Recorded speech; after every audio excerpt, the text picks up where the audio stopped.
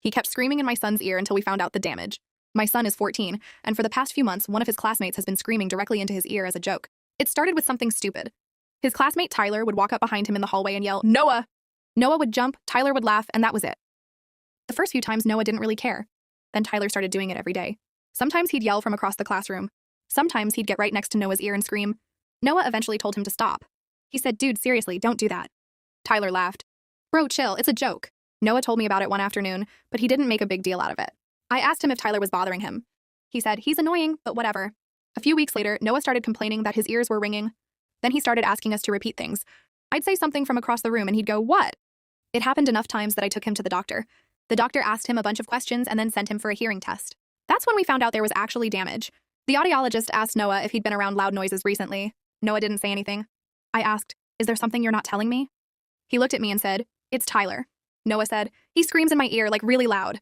The doctor asked how often. "Pretty much every day." The doctor looked at me and said Noah needed to avoid loud noise and give his ears time to recover. There was also a risk that some of the hearing damage could become permanent. I asked Noah, "How long has this been happening?" "A few months." "Why didn't you tell me?" "Because I thought you'd make a big deal out of it." I told him, "You're 14. You're not supposed to figure this stuff out by yourself." The next morning, I contacted the school. I gave them everything we had from the doctor and asked for a meeting with the principal, counselor, and Tyler's parents. The school counselor kept calling it an ongoing conflict between two students. I said, "This isn't a conflict. My son told him to stop, and he kept doing it." She said, "We understand your concern." I replied, "No, I don't think you do." Tyler's parents were there too.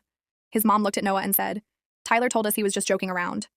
His dad added, "Kids mess with each other. It doesn't mean he was trying to hurt him."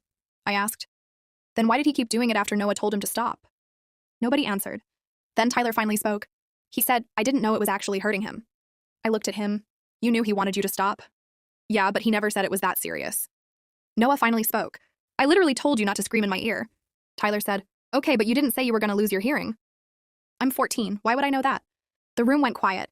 The school gave Tyler a suspension and restricted contact between them. But I wasn't satisfied. I found out Tyler had been doing it in front of teachers too. One teacher had apparently laughed and said, "Tyler, leave the kid alone." Then class continued. A few weeks later, Noah had another hearing test.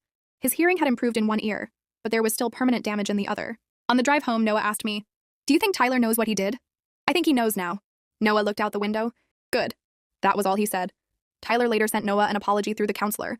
Noah read it once, then put his phone down. He didn't forgive Tyler.